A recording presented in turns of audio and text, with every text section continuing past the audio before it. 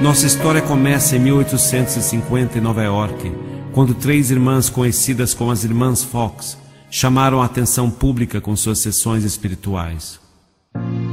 Elas afirmavam ser capazes de contatar os mortos e produzir fenômenos conhecidos como batimentos ou rappings.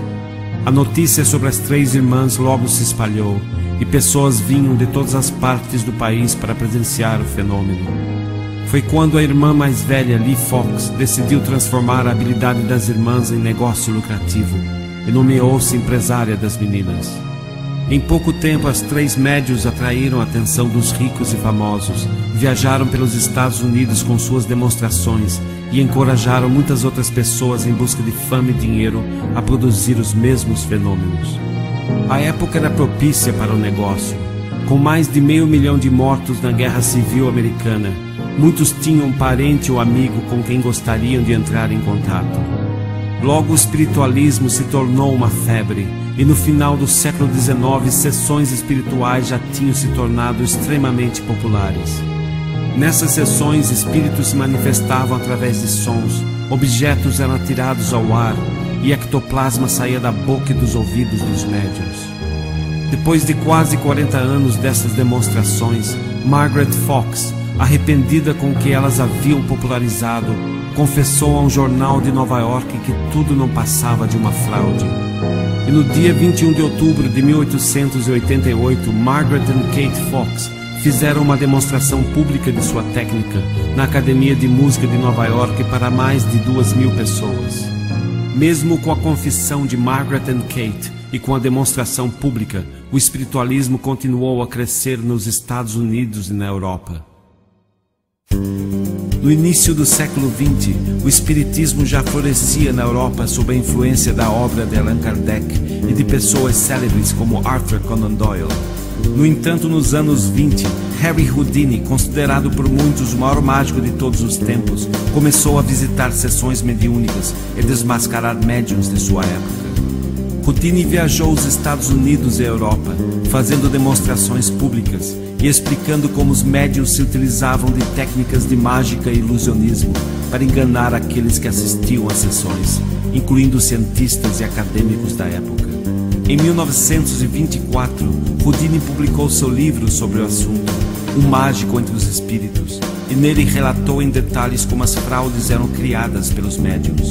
A tradição de Houdini é hoje seguida pelo mágico James Randi, criador da Fundação Educacional James Randi, que oferece um prêmio de $1 milhão para qualquer pessoa que demonstrar, sob controle experimental, qualquer tipo de poder paranormal ou sobrenatural.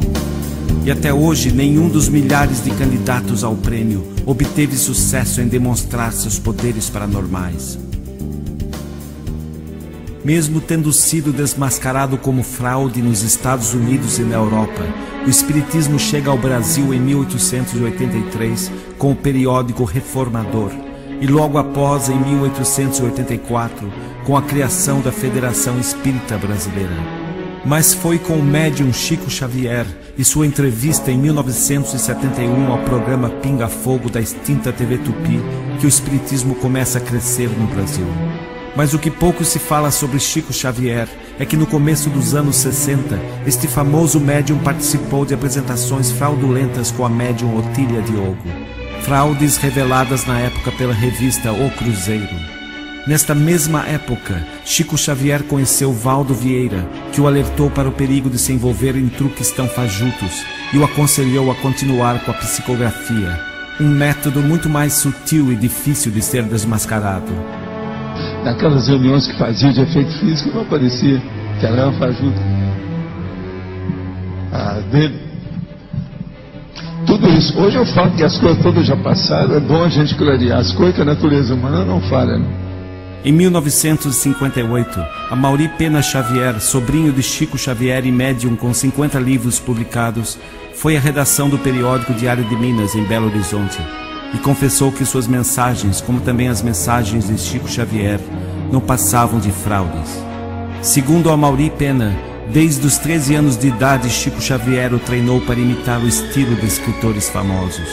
Também revelou que Chico Xavier lia muito, conhecia muito bem as obras dos autores que psicografava Vivia estudando seus estilos e sabia imitá-los com grande habilidade. As ditas mensagens mediúnicas podem ser classificadas em duas categorias. Ou são vagos discursos espirituais sem qualquer conteúdo, ou então trazem alguma informação sobre a vida do falecido. Essas informações são coletadas através de pequenas conversas com os parentes do falecido antes das sessões e logo após repassadas para o médium.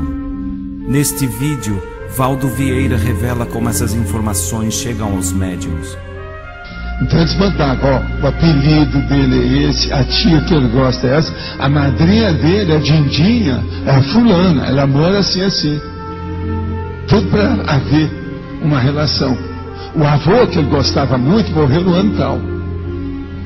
Agora, eles mandavam essas cartas com tudo já mastigado para você colocar. Tudo é carta marcada, jogo de carta marcada. A mesma coisa aquelas mensagens que o Chico recebia. Você sabe que essas mensagens psicografadas da pessoa que morreu assim, eles mandam uma carta com os detalhes para a pessoa colocar na mensagem psicografada, né?